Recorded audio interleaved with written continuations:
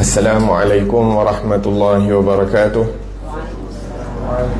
Bismillahirrahmanirrahim. Nawaina ta'alluma wa ta'lim wa tadhakura wa tadhkir wal naf'a wal intifa' wal ifadah wal istifadah wal hatha ala tamassuki bi kitabillahi ta'ala wa sunnati rasulih sallallahu alaihi wasallam wad du'a ila al huda wad dalalata ala al khair ibtigha' wajhillah wa mardatihi wa qurbihi wa thawabihi subhanahu wa ta'ala. اللهم إنا نسألك فهم النبيين وحفظ المرسلين وإلهام الملائكة المقربين.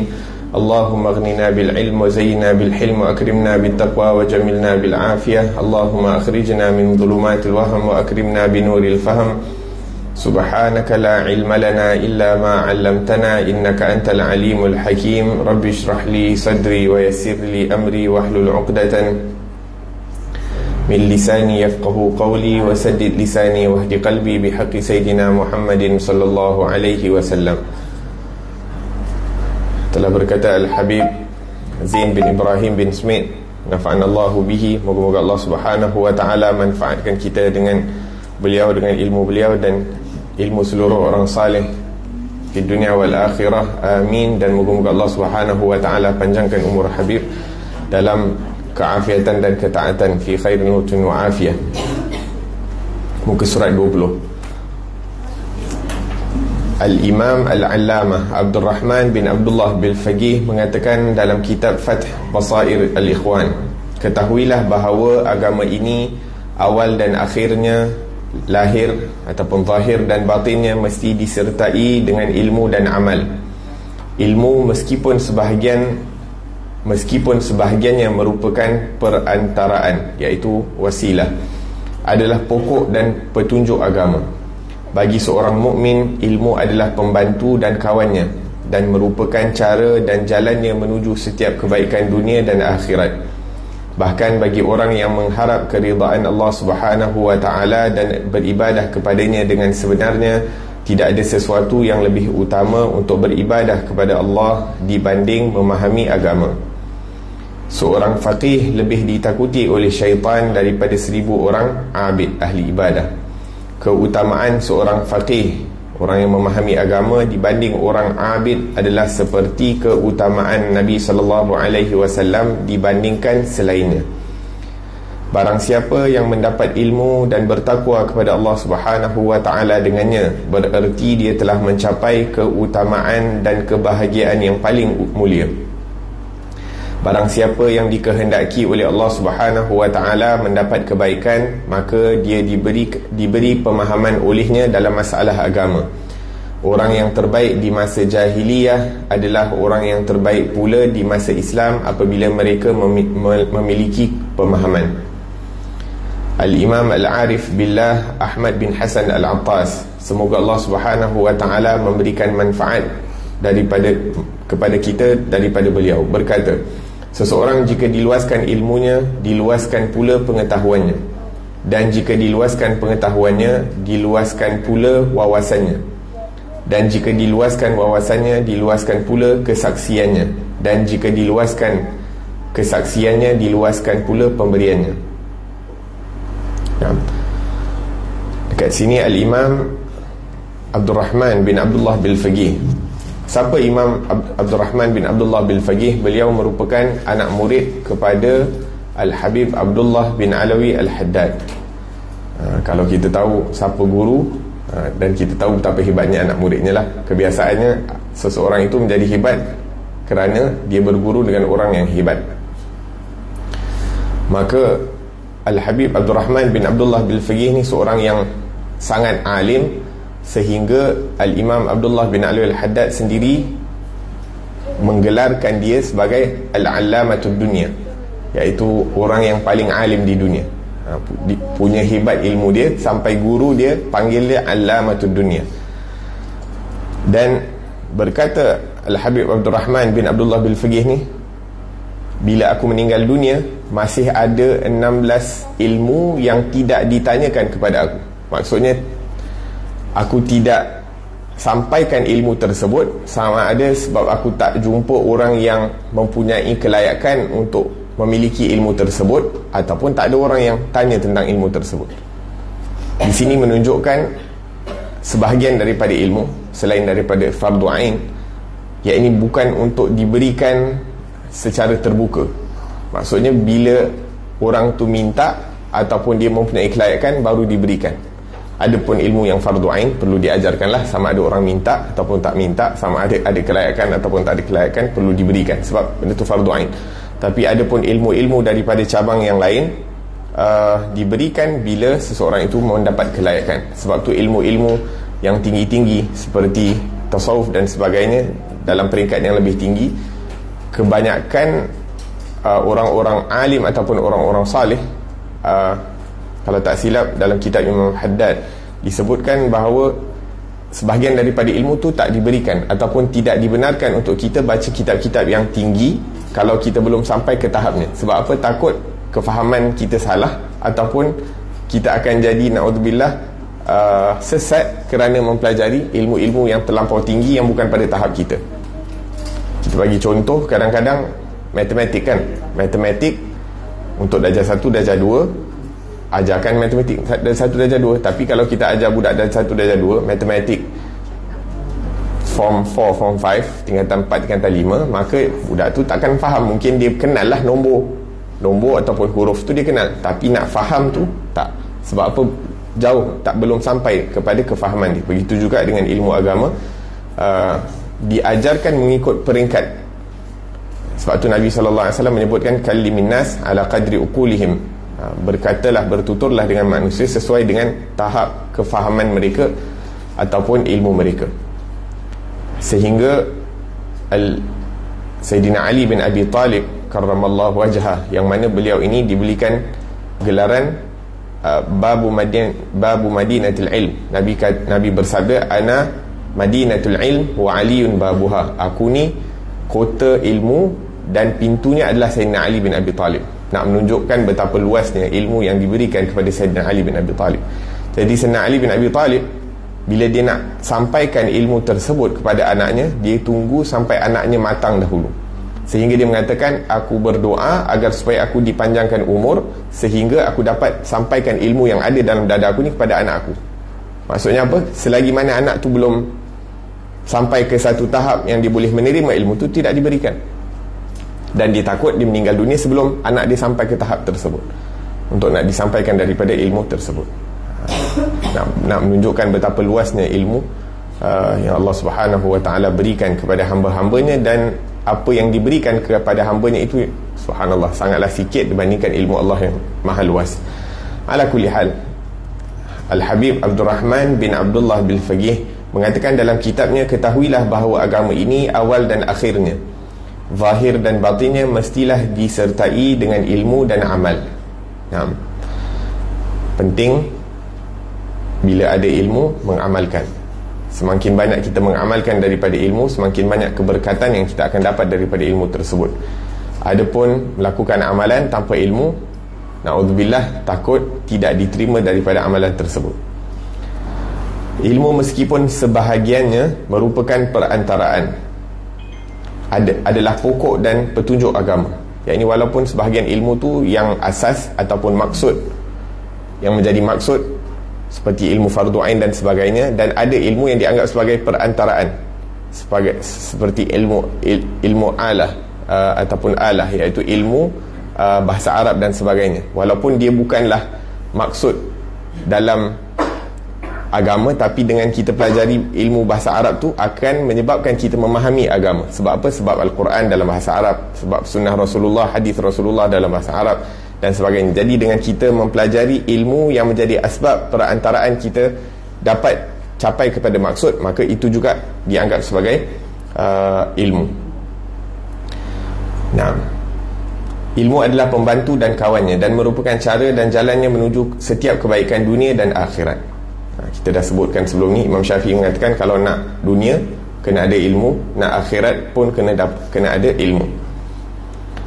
Bahkan bagi orang yang mengharap keridhaan Allah Subhanahu wa ta'ala dan beribadat kepadanya dengan sebenarnya, tidak ada sesuatu yang lebih utama untuk beribadah kepada Allah dibanding memahami agama. Maksudnya, cara yang paling penting ataupun cara yang menjadi asbab kita dapat mencapai keridhaan Allah adalah dengan menuntut ilmu, agar supaya ibadah yang kita lakukan itu sempurna.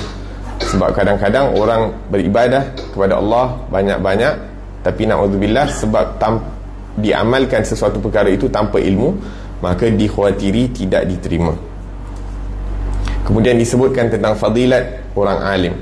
Satu orang yang faqih lebih ditakuti oleh syaitan dari 1000 orang ahli ibadah. Keutamaan seorang yang memahami agama, faqih, dibanding orang yang ahli ibadah, seperti keutamaan Nabi Muhammad SAW dengan selainnya, iaitu Nabi Muhammad. Tak ada siapa yang boleh dibandingkan dengan Nabi Muhammad SAW. Barang siapa yang mendapatkan ilmu dan bertakwa kepada Allah dengan ilmu tersebut, berarti dia telah mencapai keutamaan dan kebahagiaan yang paling mulia di dunia dan akhirat. Nah, sebab tu kita sebutkan memahami satu masalah agama itu merupakan rezeki yang besar yang dikurniakan oleh Allah Subhanahu wa taala. Kita sama ada mempelajari tentang fadilat ilmu ataupun memahami daripada sesuatu ilmu, satu ilmu dalam fiqh, satu ilmu dalam tasawuf, satu ilmu dalam akidah, itu merupakan rezeki yang besar daripada Allah Subhanahu wa taala. Dapat baca Al-Quran, dapat faham Al-Quran, dapat hafal Al-Quran, ini semua nikmat yang besar daripada Allah Subhanahu wa taala. Barang siapa yang dikehendaki oleh Allah mendapat kebaikan, maka diberikan kefahaman agama. Bermakna tak semestinya orang yang dapat rezeki di dunia itu dikehendaki kebaikan oleh Allah Subhanahu wa taala. Ada orang dinaikkan pangkat, ada orang diberikan rezeki, duit dan harta dan sebagainya. Itu tak bermaksud Allah nak berikan dia kebaikan. Kebaikan hanyalah apabila Allah Subhanahu wa taala berikan kepada kita kefahaman agama dan perkara-perkara yang terkait dengan agama. Bila kita diberikan kefahaman agama dan mengamalkan agama tersebut, itu adalah kebaikan yang dikehendaki oleh Allah. Tapi kalau kita diberikan dunia, tak semestinya Allah nak kebaikan. Sebab terkadang berapa ramai orang yang difitnah dengan dunia, berapa banyak orang yang difitnah oleh dunia. Allah yu'tid din, Allah yu'tid dunya man ahab wa man la yuhib. Allah memberikan dunia itu kepada orang yang Allah sayang dan kepada orang yang tidak Allah sayang. Walakin yu'tid din illa man ahab, la yu'tid din illa man ahab. Akan tetapi Allah tidak berikan kefahaman agama kecuali orang-orang yang Allah Subhanahu wa taala sayang.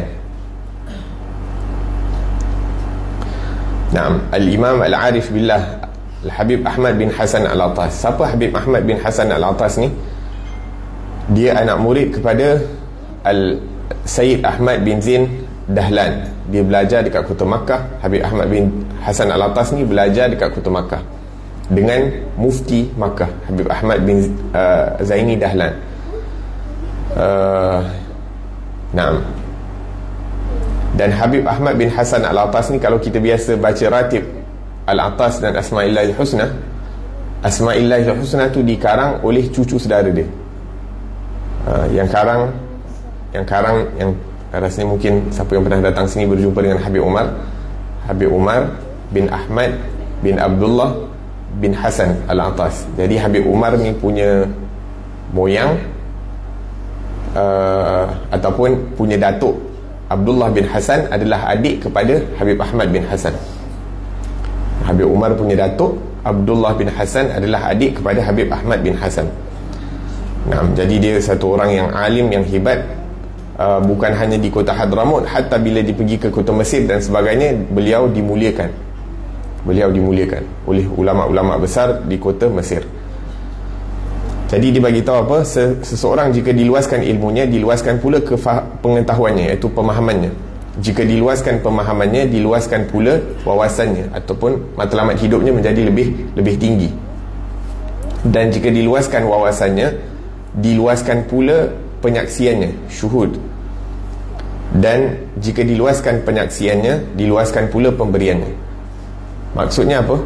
Satu orang ni bila dia bersangka baik dengan Allah ataupun bersangka baik, iaitu mula diberikan ilmu, kemudian diberikan kefahaman, kemudian diberikan dengan ilmu dan kefahaman ini diamalkan daripada ilmu tersebut, sehingga dia diberikan ma'rifah, dia diberikan pengenalan kepada Allah, yang mana dengan dia kenal Allah, dia akan bersangka baik dengan Allah. Apabila seseorang itu kenal Allah, dia akan bersangka baik dengan Allah. Dan kita sebutkan sangka baik dengan Allah ni ada dua level. Satu level orang yang sempurna, satu orang level yang awam macam kita lah. Jadi orang yang lebih tinggi imannya, diorang bersangka baik kepada Allah ni macam mana? Diorang bersangka baik dengan Allah kerana mereka mengetahui sifat-sifat Allah yang maha mulia. Mereka bersangka baik dengan Allah kerana mereka mengetahui sifat-sifat Allah yang maha mulia. Adapun orang-orang yang macam kita ni, orang-orang awam, kita ni biasanya kita bersangka baik dengan orang bila orang buat baik dengan kita, orang bagi hadiah kepada kita. Jadi orang awam macam kita ni, bila kita dapat nikmat daripada Allah, alhamdulillah, insya-Allah Allah berikan, kita rasa macam tu, kebiasaannya lah. Tapi orang-orang yang iman mereka lebih sempurna, sama ada mereka dapat ataupun tak dapat pemberian daripada segi material daripada Allah, sangkaan baik mereka tak terikat kepada pemberian. Sangkaan baik mereka itu terikat dengan ilmu mereka terhadap sifat Allah yang maha mulia.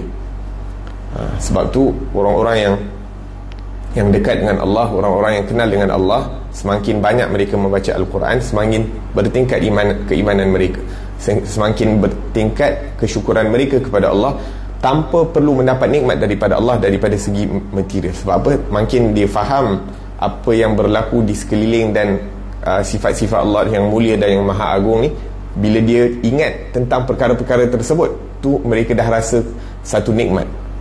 Makin dia faham agama, makin dia rasa kenikmatan. Makin dia dapat amal agama, makin dia merasakan kenikmatan. Makin dia dapat rasa kenikmatan dalam beribadah kepada Allah Subhanahu Wa Taala, itu juga dianggap sebagai nikmat. Jadi dia dah tak pandang kepada benda-benda fizikal ataupun material. Jadi sangkaan baik mereka kepada Allah ni lebih tinggi. Dia sangka baik dengan Allah kerana sifat-sifat Allah yang maha mulia. La ilaha illallah. Jadi bila disangka baik dengan Allah, maka pemberiannya juga akan diluaskan oleh Allah Subhanahu Wa Taala. Sangkaan mereka bila baik kepada Allah, sebab tu Allah sebutkan, ana inda dhanni abdi bi falyadhun bi masya. Aku berada pada sangkaan hamba-Ku terhadap aku, maka bila dia sangka baik dengan aku, maka pemberian Allah makin banyak. Tapi kadang-kadang kita lah yang iman lemah ni, ataupun saya yang iman lemah, kadang-kadang kita rasa macam kita dah semayang, kita dah doa, kita dah baca Quran, kita dah buat tu, dakwah ni, kadang-kadang kenapa kena uji? Waliyahzubillah. Patutnya kita bersangka baik dengan Allah, sama ada diuji, sebab kesemuanya baik untuk kita. Asa an takrahu syai'an wa huwa khairul lakum. Mungkin kita tak suka sesuatu, tapi itu baik untuk kita, sama ada di dunia ataupun di akhirat. Mungkin kita suka sesuatu untuk diri kita ataupun untuk ahli keluarga kita, tapi itu mungkin Allah tahu itu tak berapa baik untuk kita, jadi tidak diberikan perkara-perkara yang tidak baik kepada kita walaupun kita suka benda tu.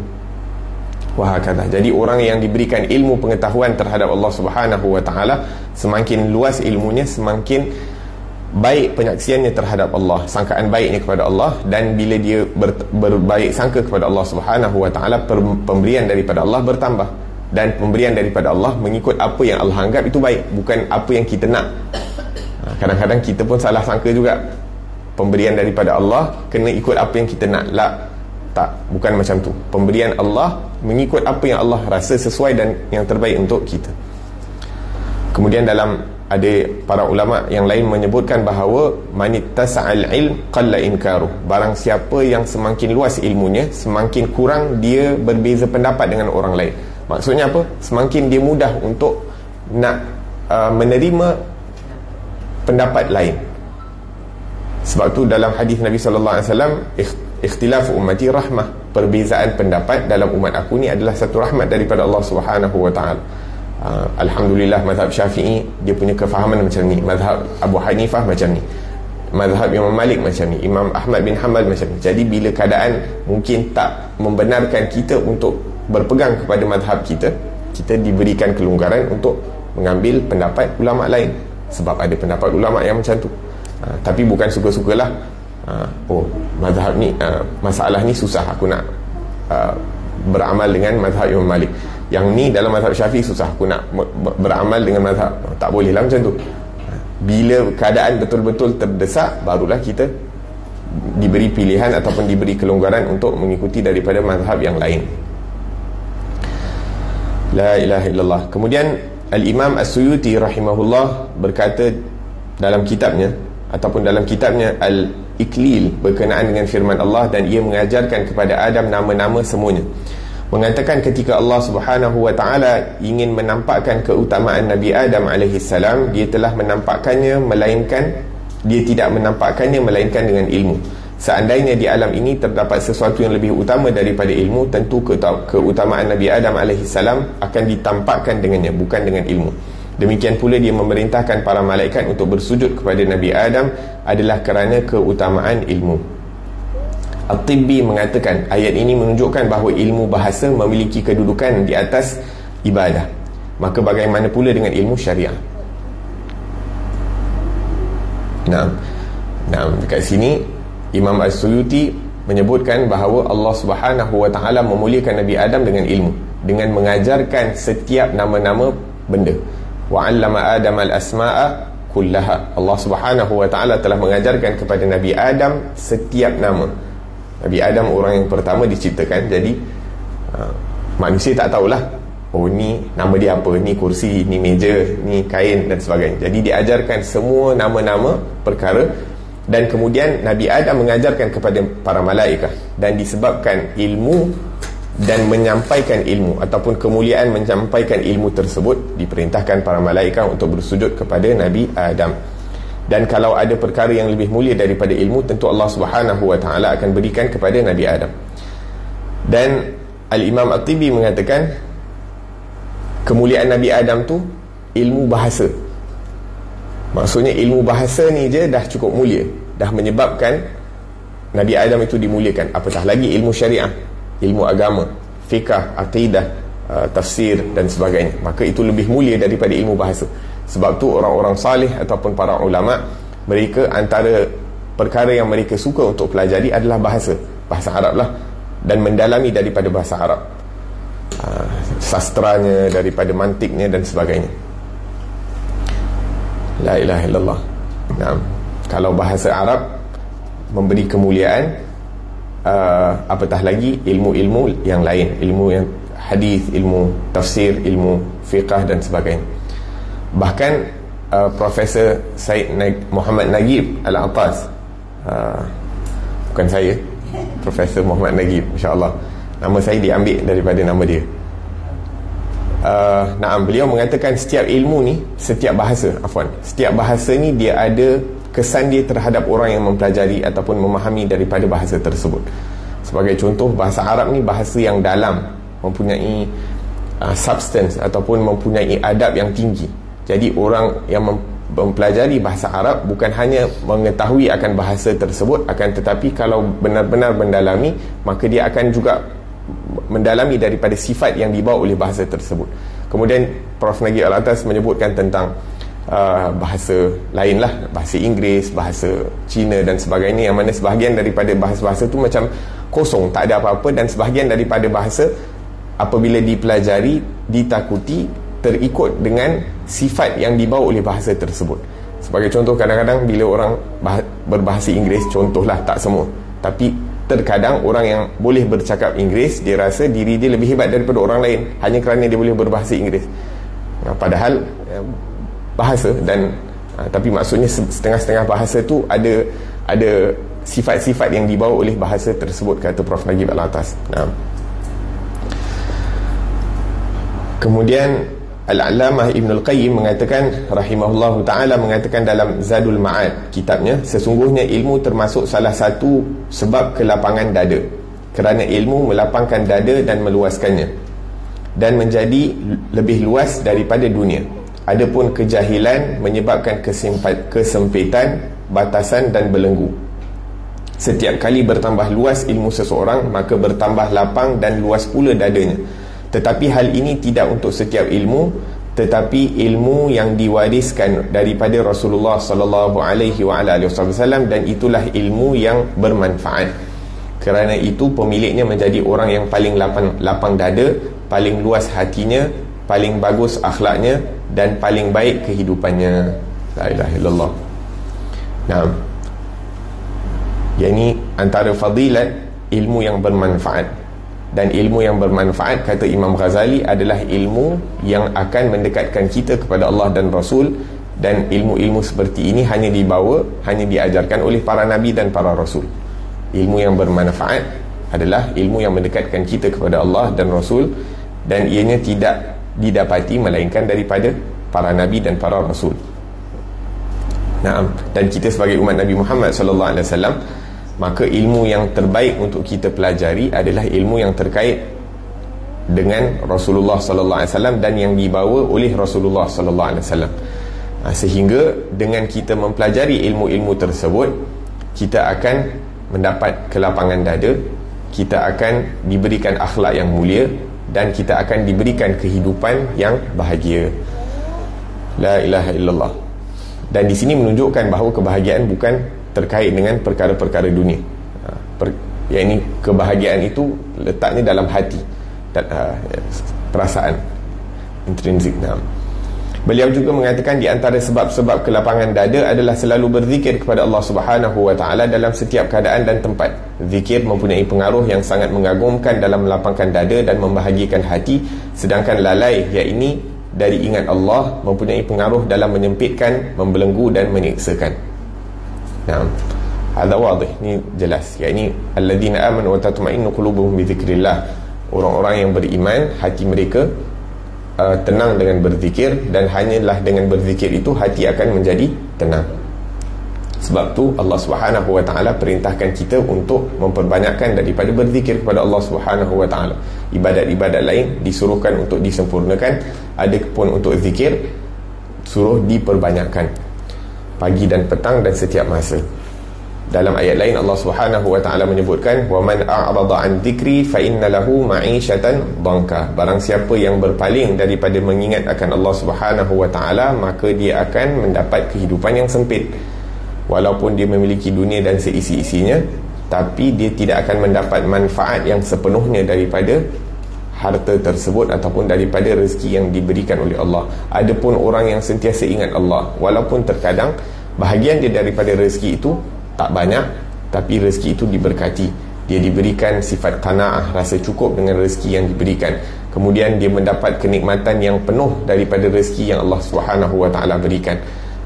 Kadang-kadang orang ada duit banyak, beli makanan mahal-mahal, tapi dia makan tapi tak rasa puas makan. Dia ada duit untuk nak beli makanan mahal, tapi dia tak rasa puas. Adapun kadang-kadang orang makan roti celup dengan air, ataupun roti keras, roti kering celup dengan TO, tapi dia rasa nikmat. Maka kepuasan dan kenikmatan tersebut merupakan rezeki yang diberikan oleh Allah Subhanahu wa taala, bukan kerana kekayaan, akan tetapi kerana pemberian daripada Allah Subhanahu wa taala. Wahakadha, kita boleh kiaskan dengan rumah, dengan kereta dan sebagainya. Kadang-kadang orang ada kereta besar, ada rumah besar, tapi tak rasa tenang, tak rasa puas, tak dapat tidur puas, tak rasa tentram, tak rasa bahagia, tak rasa tenang. Tapi setengah orang duduk kat rumah kayu kecil dan sebagainya, tapi rasa farhan, tenang je. La ilaha illallah.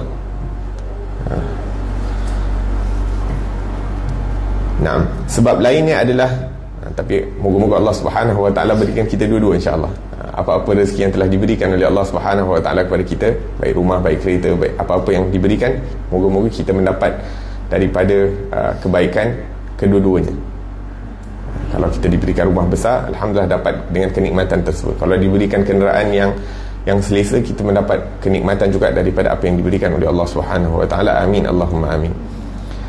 Kemudian sebab lainnya adalah berbuat baik dan memberi manfaat kepada manusia sesuai kemampuannya dengan harta, kedudukan, tenaga dan bentuk-bentuk kebaikan lainnya. Kerana orang yang dermawan dan suka berbuat baik adalah orang yang paling lapang dadanya, paling baik jiwanya dan paling bahagia hatinya. Adapun orang yang kikir, iaitu kedekut dan tidak suka berbuat baik, adalah orang yang paling sempit dadanya, paling susah kehidupannya dan paling besar kesulitan dan duka citanya. Jadi orang yang suka berbuat baik, memberi manfaat kepada orang lain ni adalah orang yang paling dicintai oleh Allah Subhanahu wa taala. Ahabbun nasi ila Allah anfa'uhum li'iyalih, kata Allah disebutkan dalam hadis. Yakni orang yang paling dicintai oleh Allah Subhanahu wa taala adalah orang yang paling banyak mendatangkan manfaat kepada hamba-hamba Allah Subhanahu wa taala. Secara umum, apa-apa manfaat yang boleh kita tolong, kita happykan orang, kita tolong orang, sama ada dengan tenaga kita, dengan masa kita, dengan kemahiran kita, dengan duit kita, apa-apa cara kita boleh bahagiakan orang lain, itu adalah mendatangkan manfaat, kegembiraan dalam hati mereka. Adapun secara khusus, kata Imam Abdullah bin Al-Haddad, manfaat yang paling besar yang boleh kita berikan kepada orang adalah mendekatkan dia kepada Allah Subhanahu wa taala dan Rasul. Sebab manfaat itu bukan hanya di dunia, tapi manfaat itu adalah di akhirat. Dengan kita dekatkan dia dengan Allah, dia akan mendapat keridhaan Allah, dia akan mendapat syurga Allah, dia akan mendapat pengampunan daripada Allah, yang mana ini merupakan kenikmatan yang paling besar, manfaat yang paling besar. Jadi Imam Haddad mengatakan, dengan kita menjadi asbab orang lain dekat kepada Allah Subhanahu wa taala, dekat kepada Rasul, maka itu merupakan manfaat yang paling besar, pertolongan yang paling bagus yang boleh kita berikan kepada orang lain. Moga-moga kita dijadikan daripada orang-orang yang jadi asbab, dijadikan kita ni asbab untuk orang lain dapat dekat dengan Allah, dapat dekat dengan Rasul. Begitu juga dengan ahli keluarga kita dan anak-anak kita. Amin Allahumma amin. Nah, dan selain itu sebabnya adalah keberanian. Kerana orang yang berani, lapang dadanya dan luas hatinya. Sedangkan orang yang penakut, paling sempit dadanya dan paling terbatas hatinya. Tidak memiliki kebahagiaan, kesenangan, kenikmatan, kecuali sekadar kenikmatan hayawani. Adapun kesenangan dan kenikmatan jiwa tidak ada pada orang yang penakut, sebagaimana tidak ada pula pada orang yang kikir. Maksudnya sifat berani ni juga ada terkait dengan sifat dermawan. Orang yang dermawan ni adalah orang yang berani. Maksudnya dia berani beri, dia berani untuk nak berikan perkara yang dia sayang. Sebab kalau dia tak berani, maksudnya dia akan simpan, takut kefakiran. Tapi dia tak takut fakir, sebab tu dia berani untuk nak bagi. Dan orang yang paling dermawan adalah Rasulullah sallallahu alaihi wasallam, dan begitu juga Nabi adalah orang yang paling berani. Sehingga Nabi boleh bagi. Orang sebutkan tentang Rasulullah, aku datang daripada orang yang memberi tanpa takut kefakiran, sallallahu alaihi wasallam. Dalam riwayat lain menyebutkan bahawa Rasulullah adalah orang yang sangat dermawan, seperti angin yang bertiup kencang. Dan yang paling Nabi bersifat dermawan bila Nabi berjumpa dengan Jibril di bulan Ramadan. Maka bulan Ramadan, Nabi bila berjumpa dengan Jibril bertadarus, semakin dermawan Rasulullah sallallahu alaihi wasallam. Moga-moga Allah Subhanahu wa taala rezekikan kita untuk berakhlak seperti akhlaknya Rasulullah sallallahu alaihi wasallam, beradab dengan adabnya Rasulullah sallallahu alaihi wasallam, fi khairin wa lutfin wa afiyah. Nah, kemudian di sini disebutkan beberapa bait syair. Mungkin saya akan baca bahasa Melayu dia je, bahasa Arab dia panjang. Baguslah sebahagian daripada ulama yang memuji ilmu dan mengecam kebodohan sebagaimana berikut. Dengan ilmu tempuhlah apa yang ditempuh ilmu. Nah, apa yang di mana ilmu jalan, kita ikut belakang ilmu. Maksudnya kita jalan mengikut ilmu, atas dasar ilmu. Dan darinya singkaplah segala pemahaman di sisinya. Nah, maksudnya dengan ilmu kita mendapat segala kefahaman. Di dalamnya terdapat penyingkapan hati dari kebutaan dan pelindung bagi agama yang perkaranya penting. Nah, dengan ilmu kita akan diberikan terang hati, iaitu daripada kebutaan, dan membantu kita dalam memahami agama yang wajib untuk kita amalkan. Kulihat kebodohan menghinakan orang-orangnya, sedangkan ilmu mengangkat kaumnya. Hadza wadih. Yang ini dengan tidak mempunyai ilmu, seseorang itu dihina, dan dengan mempunyai ilmu, seseorang itu akan dimuliakan. Ia terhitung kecil dalam satu kaum, padahal ia yang terbesar. Pemahaman, ucapan dan hukum berjalan darinya, iaitu orang yang dianggap mulia di sesuatu kaum, tapi disebabkan dia tidak mempunyai ilmu, maka dianggap orang yang hina. Tapi orang yang mungkin kadang-kadang daripada keturunan yang tidak dikenali, tapi disebabkan ilmunya, maka dia menjadi orang yang terkenal. Nah, pemahaman, ucapan dan hukum berjalan darinya.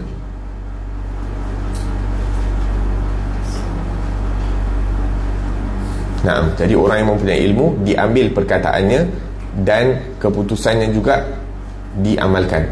Jadi orang yang ada ilmu, orang akan ambil pendapat daripada dia, dan apa yang dia putuskan akan diambil, akan diterima. Nah, apakah ada harapan bagi orang yang beruban kepalanya dan ia menghabiskan masa muda dalam kegagapan lagi kebodohan? Nah, maksudnya orang yang tidak mempelajari ilmu daripada muda, hatta bila dia dah beruban pun tidak akan diberikan kemuliaan. Ia berjalan pagi dan sore, pagi dan petang sepanjang tahun menjadi teman perutnya. Isi perutnya bertumpuk lemak dan daging. Iaitu terkadang orang pagi petang sibuk dengan makan sehingga badan dia berisi, tapi dia tidak mempunyai ilmu. Nah, jika orang bodoh ditanya tentang keadaannya, mengalir keringat dingin kebodohan di wajahnya yang memuliakannya. Nah, apakah kedua matamu pernah melihat pemandangan yang lebih jelek dari seseorang yang tidak memiliki ilmu dan kesantunan? Ilmu dan sopan santun, iaitu akhlak yang mulia. Maksudnya dengan ilmu, dengan akhlak yang mulia, ini yang akan memuliakan seseorang, bukan dengan pakaian, bukan dengan harta, bukan dengan kedudukan. Bergaullah bersama ulama dan bersahabatlah dengan yang terbaik dari mereka. Persahabatan dengan mereka adalah agama dan pergaulan dengan mereka adalah keberuntungan. Fadilat duduk dengan orang alim, dengan para ulama. La ilaha illallah.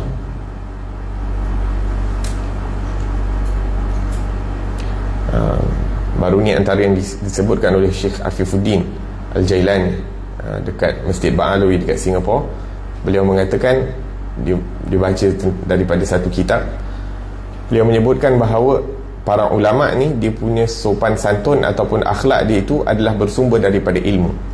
Maksudnya bila kita berdamping dengan para ulama, pada hakikatnya kita sedang melihat ilmu yang sedang diamalkan.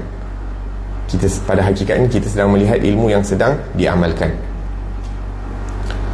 La ilaha illallah. Nah, bergaullah bersama ulama dan bersahabatlah dengan yang terbaik dari mereka. Persahabatan dengan mereka adalah agama dan pergaulan dengan mereka adalah keberuntungan. Imam Malik bin Anas, Imam Darul Hijrah, beliau belajar dengan Rabi' bin Sulaiman, guru dia. Ibu dia kata, ibu Imam Malik mengatakan, belajarlah dengan Rabi' bin Sulaiman akan adab. Maksudnya belajar adab. Ibu dia tak suruh belajar ilmu, belajar adab. Lepas tu bila anak murid Imam Malik belajar dengan Imam Malik, dia kata, aku belajar daripada Imam Malik 20 tahun, 18 tahun aku mempelajari ilmu, 2 tahun 18 tahun aku pelajari adab, 2 tahun aku belajar ilmu daripada dia.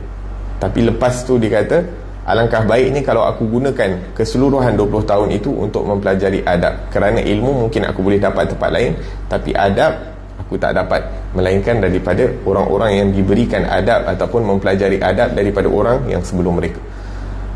La ilaha illallah. Sebab tu guru yang paling baik adalah Rasulullah, dan pelajar yang paling baik adalah sahabat Nabi SAW, kerana mereka mempelajari daripada orang yang paling mulia, yang paling beradab. Jangan kau palingkan matamu daripada mereka, kerana mereka bintang-bintang, jika tenggelam satu terbitlah yang lain. La ilaha illallah. Demi Allah, jika bukan kerana Allah, tak jelaslah petunjuk dan tidak berkilaplah bintang untuk kita dari kesembunyiannya dari langit. Imam Syafi'i berkata dalam syairnya, barang siapa tidak mencicipi kerendahan berguru walaupun sebentar, malam yadhuk dhullat ta'allumi sa'atan, barang siapa yang tidak merendahkan dirinya untuk menuntut ilmu, iaitu menuntut ilmu, adab menuntut ilmu tu kita merendah diri di hadapan guru. Jadi orang yang tidak merendah diri di hadapan guru, menghina diri dia di hadapan guru, tajarra'a dhullal jahli tula hayatihi, maka ia akan mereka akan berdepan dengan kehinaan kebodohan itu sepanjang hayat mereka. Nah, barang siapa terlewat dari belajar di waktu mudanya, maka bertakbirlah 4 kali untuk kematiannya. Wa man fatahu ta'lim waqta syababihi, barang siapa yang tak sempat belajar di waktu muda, fakabbir alaihi arba'an liwafati, maka angkatlah takbir 4 kali kerana pada hakikatnya dia telah mati, tak ada ilmu. Hayatul fata wallah bil ilmi wat tuqa idza lam yakuna la'tibara li dzatihi, kehidupan seseorang itu demi Allah adalah dengan ilmu dan bertakwa. Jika tidak memiliki keduanya, maka keberadaannya tidak terhitung. Maksudnya dia tidak dianggap sebagai orang yang hidup. Pentingnya ilmu dan takwa. Setiap keutamaan terdapat di dalamnya cahaya, dan kau dapatkan pada ilmu keutamaan yang lebih bercahaya. Selain ilmu, janganlah kau hitung kekayaan. sesungguhnya ilmu adalah pusaka yang tidak akan punah. La ilaha illallah. Naam. Kemudian selainnya berkata, kalau tak silap ni yang disebutkan oleh Sayyidina Ali bin Abi Talib, radina qisbatal jabbar fina lana ilmun walil juhali malu fa innal mala yafna an qaribin wa kanzul ilmi baqin la yazalu. Kita rela pada, iaitu kita reda dengan pemberian Allah Subhanahu wa taala. Untuk kami ilmu dan untuk orang yang bodoh adalah harta. Sesungguhnya harta akan punah dalam waktu yang terdekat, sedangkan kekayaan ilmu itu kekal dan takkan hilang. Maksudnya apa? Bukanlah maksudnya dengan kita memberi perhatian kepada ilmu, itulah kekayaan. Itulah kekayaan yang sebenar. La ilaha illallah. Dan biasanya bila diberikan ilmu, Allah Subhanahu wa taala akan berikan kekayaan hati, dan kadang-kadang datang juga kekayaan dunia.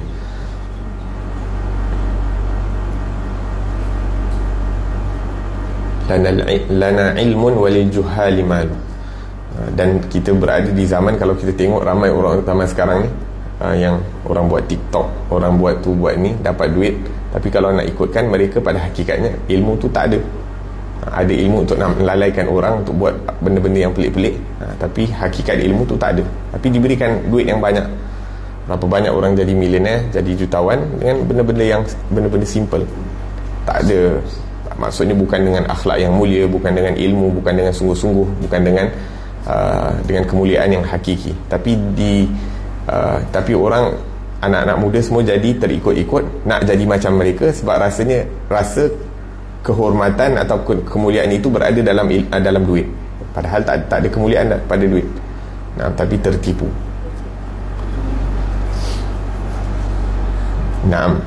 Kemudian disebutkan, belajarlah, sesungguhnya ilmu itu perhiasan bagi orang-orangnya, zinun li ahlihi wa fadlun wa unwanun li kulli mahamidi, keutamaan dan pusat segala hal yang terpuji. Setiap pagi dan petang jadilah orang yang selalu mendapatkan manfaat dari ilmu dan berenang di dalam samudera manfaat ilmu. Dalamilah syariat, sesungguhnya syariat adalah penuntun yang terbaik kepada kebaikan dan takwa serta saksi yang teradil. Itulah panji al-hadi, iaitu Nabi Muhammad SAW, kepada jalan petunjuk. Itulah perisai yang menyelamatkan dari kejahatan yang keras. Sesungguhnya satu ahli syariat yang warak lebih ditakuti oleh syaitan dari 1000 ahli ibadah. Ada juga yang berkata, ilmu adalah benih setiap kebanggaan, maka bersungguhlah agar tidak terlewatkan darimu kebanggaan benih itu. Ketahuilah, sesungguhnya ilmu tidak akan dicapai oleh mereka yang keinginannya makan dan pakaian. Maksudnya orang yang suka ilmu ni, dia tak disibukkan oleh perkara-perkara dunia. Apa ada dia makan, apa ada dipakai.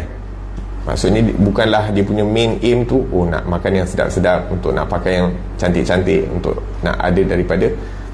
Kalau ada, Alhamdulillah. Tapi bukan maksud hidup dia untuk nak mencari perkara tersebut. Junjungan kami Ahmad bin Umar bin Sumaid berkata, la syai'a kal ilmi qattu siru ilaihi wa hattu. Panjang. Tidak ada yang seperti ilmu sama sekali, pergilah kepadanya dan datangilah.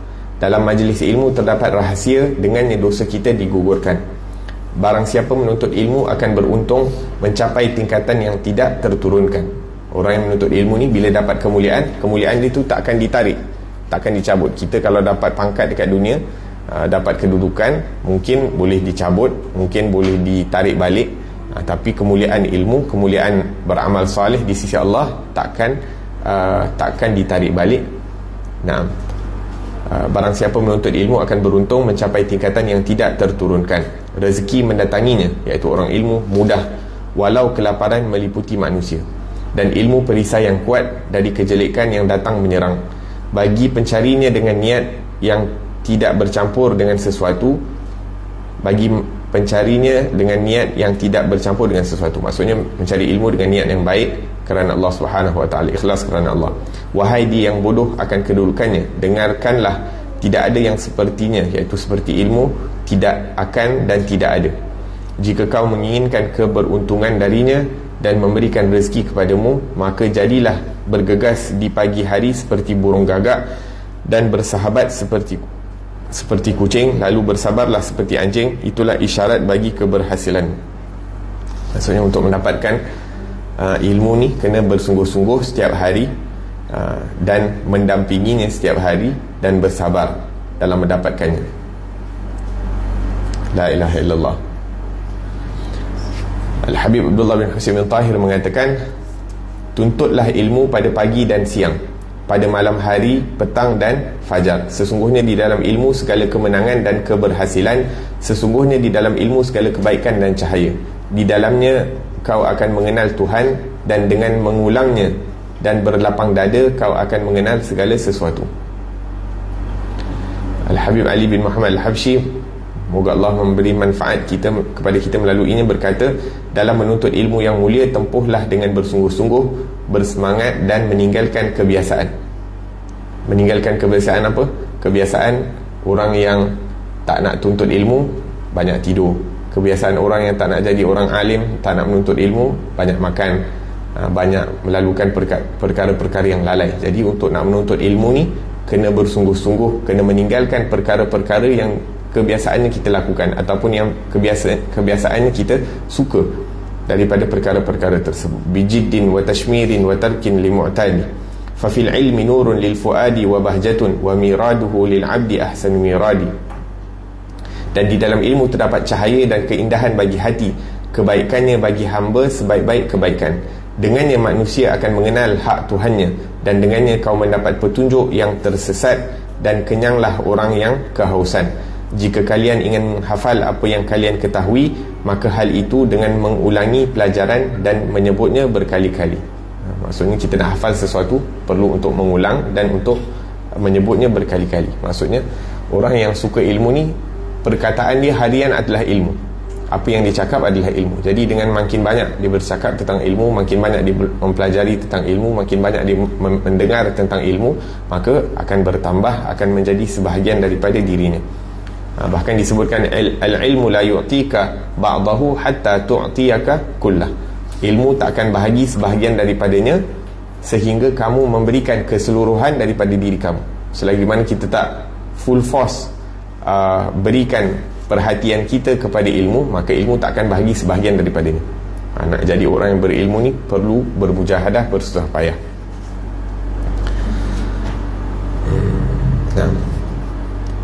Ilmu adalah yang utama dan engkaulah pencarinya. Carilah kau dapatkan petunjuk bermacam ilmu dan adab. Betapa banyak kemuliaan pahlawan ayahnya adalah orang-orang terhormat.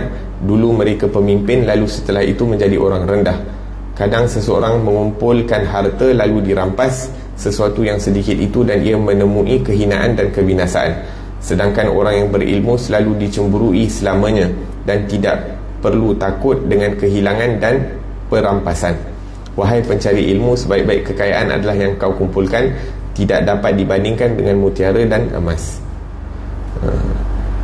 La ilaha illallah. Satu hari Imam Ghazali rahimahullahu ta'ala, masa dia mula menuntut ilmu dia semua dia jot down. Maksudnya dia catat dalam buku lah. Jadi satu hari bila dia musafir dari satu tempat ke satu tempat dalam perjalanan, jadi ada perompak jalanan,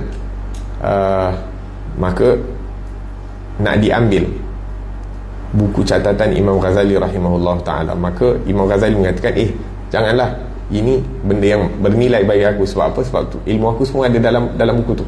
Jadi perompak tu mengatakan, jadi yang ada ilmunya buku kamu, bukan kamu. Jadi apa? Maksudnya kalau kamu tak ada buku, maksudnya kamu tak ada ilmu. Jadi daripada itu Imam Ghazali belajar daripada perompak tersebut, dapat pelajari satu poin, yang mana ilmu tu perlu dihafal dan perlu berada dalam dada kita.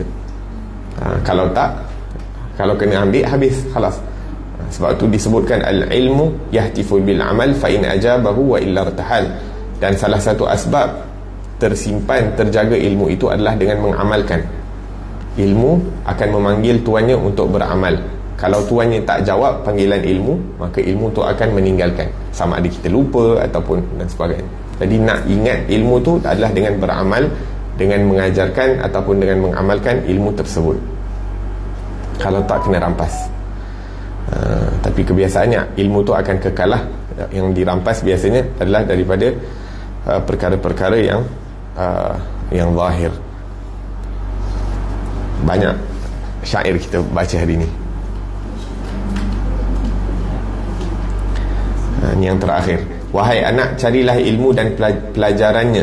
Jangan engkau menarik diri darinya kerana cacian para pencaci. Cari ilmu, jangan takut kena caci, kena marah. Dah pernah sebutkan, kadang-kadang orang cakap, oh kenapa nak belajar ilmu agama, nanti dah besar susah dan sebagainya. Tak perlu nak takut perkara-perkara tersebut. Di dalamnya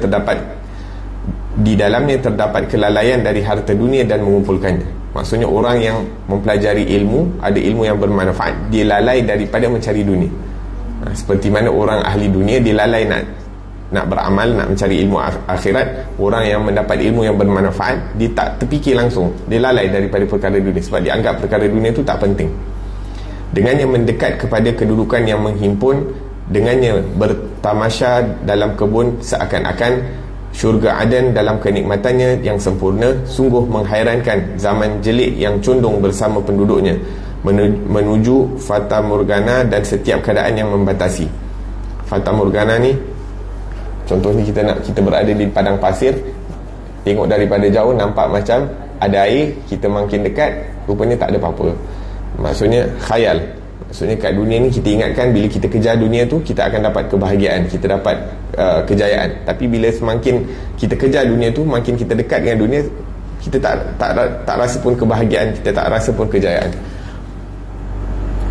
Mereka menuju negeri yang menipu dan mereka tertipu di dalamnya oleh tipu daya dan mengikat mereka dengan tali.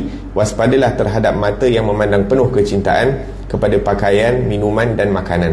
Maka zuhud adalah sesuatu yang termulia dicapai oleh seseorang jadi dengan ilmu panjang keutamaannya. La ilaha illallah. Allah Subhanahu wa taala menyebutkan dalam Al-Quran, wala tamuddanna 'ainaika ila ma matta'na bihi azwajan minhum zahratal hayatid dunya linaftinahum fi. Allah Subhanahu wa taala berfirman kepada Nabi Muhammad sallallahu alaihi wasallam, wala tamuddanna 'ainaik, wahai Nabi Muhammad, jangan kamu meletakkan pandangan kamu kepada wala tamuddanna 'ainaika ila ma matta'na bihi azwajan minhum, kepada orang-orang yang kami berikan kepada mereka kenikmatan-kenikmatan dunia, iaitu diberikan kekayaan-kekayaan dunia untuk apa?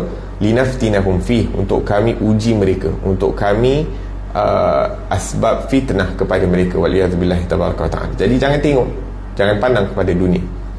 Allah tak izinkan Rasulullah untuk pandang kepada dunia, dan kita yang pengikut Rasulullah jangan pandang kepada dunia dengan pengagungan. Ya, tupit, tengok, tapi tak perlu nak tengok dengan pengagungan.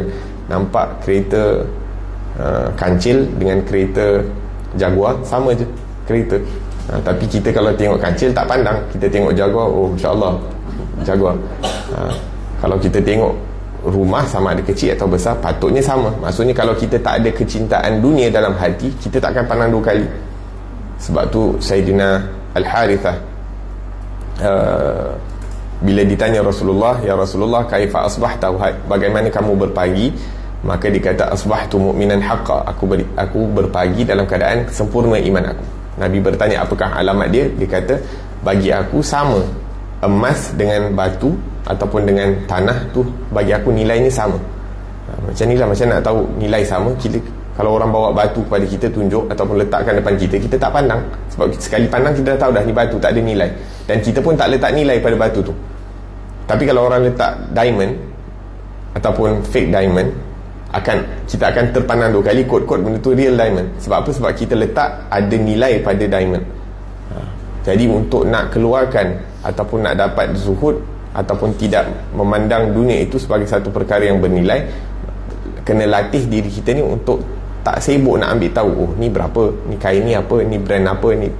Yang ni kalau perlu untuk beli, mafi muskilah, dan berada dalam kemampuan kita beli.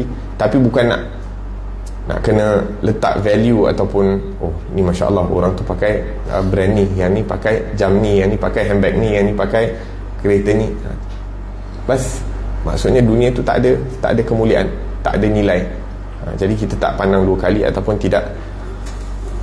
La ilaha illallah. Tapi kita dah dibiasakan dengan apa, advertisement dan sebagainya. Jadi semua benda tentang dunia kita tahu, tapi nilai agama kita tak tahu. Nilai beriktikaf dekat masjid apa, nilai hadir majlis ilmu apa. Kalaupun kita diingatkan bila kita hadir majlis, kalau kita tak hadir majlis, kita tak diingatkan. Sebab tu nilai dunia ni sentiasa dipamerkan di hadapan kita, sentiasa diingatkan kepada kita. Jadi kita lalai kepada akhirat. Sebab tu untuk dapatkan nilai akhirat, kena duduk berdampingan dengan orang-orang akhirat, hadir majlis zikir, hadir majlis ilmu, baca Al-Quran, baca terjemahan makna Al-Quran, sehingga dengan tu kita dapat mengetahui dalam Al-Quran, dalam hadis Nabi, dalam majlis, barulah ada advertisement nilai-nilai akhirat. Baru kita tahu. Makin banyak kita baca, makin banyak kita tahu. Wahakadha, dan makin banyak kita tahu, makin kuat keimanan kita untuk nak mengamalkan, diberikan dorongan yang kuat untuk mengamalkan. Naam. Dalam footnote ni nombor 23, kita dah pernah sebutkan Abu Muslim Al-Khawlani, yang kita cakap dia dibakar. Sebab apa? Sebab tak nak, bila ditanya siapa aku, orang yang mengaku menjadi Nabi selepas kewafatan Nabi Muhammad SAW, dia kata, aku tak dengar apa yang kamu cakap. Jadi dia dibakar, tapi Allah beri dia karamah, dia tak terbakar dalam api. Jadi ni Abu Muslim Al-Khawlani, Sayyidut Tabi'in, ketua para tabi'in, dan orang yang zuhud pada zamannya. Di Syam terdapat sebuah makam yang diziarahi orang yang kononnya adalah makamnya. Beliau masuk Islam di masa Rasulullah SAW dan memasuki Madinah pada masa kekhalifahan Abu Bakar. Maksudnya dia macam Sayyidina Uwais Al-Qarni. Dia beriman di zaman Rasulullah, hidup zaman Rasulullah, tapi tak berjumpa dengan Rasulullah. Jadi dia tidak dianggap sebagai sahabat Nabi. Kemudian 24, Abul Aswad Ad-Du'ali. Dia orang yang meletak dasar ilmu nahu, ilmu tata bahasa, dan orang pertama yang memberikan tanda titik di dalam mushaf. Sebelum ni Al-Quran ditulis tanpa ada titik. Kita tak boleh nak bayangkan lah kan. Alif Lam Mim kita ada titik, Dzalikal kitab la raiba fih, just macam dal, lam, sad kaf, la raiba fih, fa just ada bulat, boleh jadi fa, boleh jadi qaf. Lepas tu ada macam fi, ya, tapi ya tu tak ada, boleh jadi ba, ta, tha, semua boleh jadi ya, nun. Tapi dengan kefahaman orang Arab zaman dahulu, mereka dapat baca dengan ilmu saraf, dengan ilmu tata bahasa, nahwu. Dengan itu mereka boleh nak pelajari. Tapi sebab bila Islam berkembang di zaman tersebut, maka ramai orang-orang yang bukan Arab tak boleh nak baca Al-Quran tanpa ada titik. Kita tanpa ada baris pun tak boleh nak baca, apatah lagi tak ada titik. Jadi orang Arab, dia orang boleh baca tanpa baris kalau tahu saraf dengan nahwu. Tapi mungkin tak ada titik, perlukan kemahiran yang lebih dalam. Tapi maka Imam Abul Aswad Ad-Du'ali ni, dia orang yang pertama yang meletakkan titik di dalam mushaf. Beliau seorang faqih, penyair dan pahlawan, menjabat sebagai Amir Basrah pada zaman Imam Ali bin Abi Talib. 25, Sufyan bin Uyainah, ahli hadis Makkah, antara gurunya kepada mungkin dia hidup di zaman Imam Syafi'i sempat. Imam Syafi'i lahir pada tahun 150, meninggal 204. Jadi imam ni dia meninggal 197. Dilahirkan di Kufah, kemudian tinggal di Makkah dan wafat di sana. Beliau seorang imam, menjadi rujukan hafiz, yakni banyak hafal hadis Nabi SAW dan memiliki ilmu yang luas. Imam Syafi'i pernah berkata, kalau tidak ada Malik dan Sufyan, nescaya ilmu orang Hijaz akan hilang. Dia salah seorang daripada gurunya Imam Asy-Syafi'i. La ilaha illallah. Nombor 26, Fath bin Sa'ad Al-Musili, disebutkan seorang yang zuhud, seorang wali Allah, iaitu kekasih dan ahli ibadah. Teman ataupun kawan kepada Bishr Al-Hafi. Bishr Al-Hafi ni beliau memiliki kedudukan yang tinggi dalam hal wara' dan muamalah. Wara' ni apa? Sifat berjaga-jaga. Walaupun benda tu boleh, tapi kadang-kadang dia akan tinggalkan sebab wara'. Dan wara' bermacam-macam darjat. Kemudian 28, Jalaluddin As-Suyuti, Al-Imam Jalaluddin As-Suyuti, seorang yang faqih, orang mazhab Imam Syafi'i, orang yang faqih, dalam ilmu terhadap ilmu fiqh, mufassir, ahli bahasa. Beliau memiliki keunggulan dan sebahagian besar ilmu-ilmu keislaman dan mencapai darjat mujtahid. Karangannya lebih dari 700 buah. Dah karang 700 buah buku dalam kehidupannya. Dia hidup hanya berapa tahun? Lahir 849, 51 tahun, 62 tahun. Hidup hanya 62 tahun, karang 700 kitab. Kita kalau dapat baca 10 kitab, habis kulit sampai ke kulit sepanjang umur kita pun dah cukup, alhamdulillah. Dia orang karang 700 buah kitab. Ajib keberkatan yang Allah letak dalam masa mereka. Tak ada perkara-perkara yang melalaikan mereka. Kita, handphone melalaikan kita, TV melalaikan kita, pergi shopping melalaikan kita. Semua perkara-perkara ini melalaikan kita sehingga kita tak dapat gunakan masa kita tu dengan sebaiknya. Naam, Imam At-Tibbi 29 tergolong imam dalam hadis, tafsir dan bayan, iaitu dalam bahasa. Beliau merupakan contoh dalam menyimpulkan hal-hal yang pelik dalam Al-Quran dan Sunnah. Seorang yang tawaduk, rendah diri, suka menafkahkan hartanya dan sentiasa mengajar. Di antara karyanya yang penting,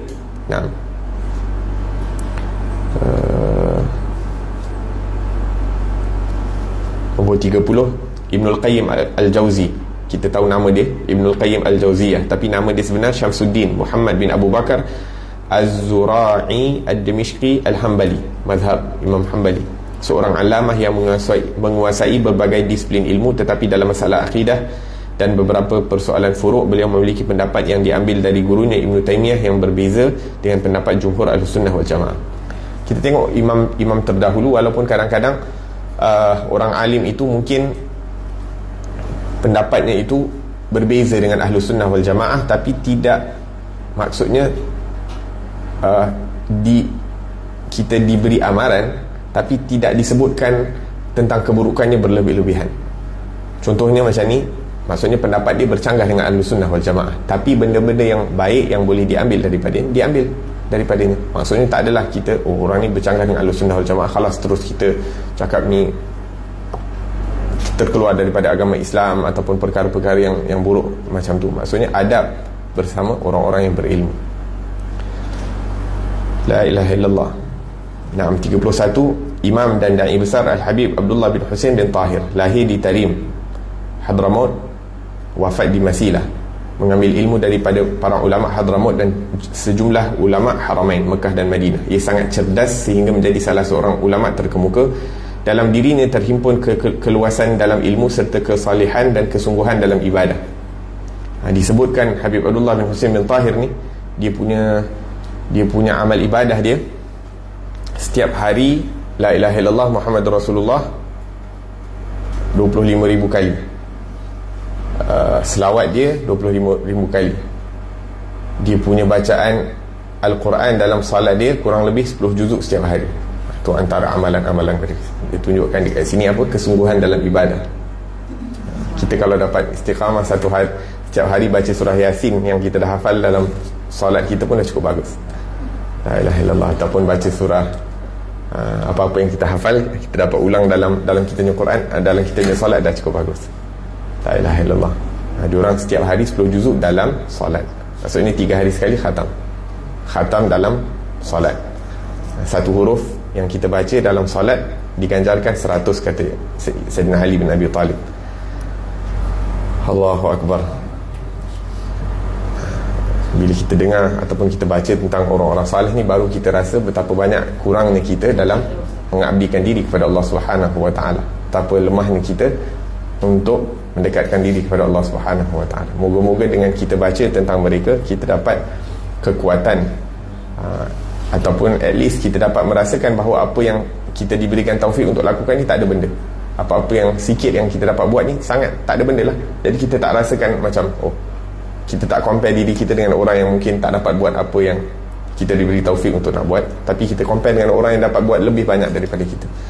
Allah Ta'ala alam. Rabbana anfa'na bima 'allamtana, rabbi 'allimna alladhi yanfa'una, rabbi faqihna wa faqih ahlana wa qarabati lana fi dinina ma ahli al-qutri untha wa dhakar, rabbi wafiqna wa fiqhum lima tardadi qawlan wa fi'lan karama.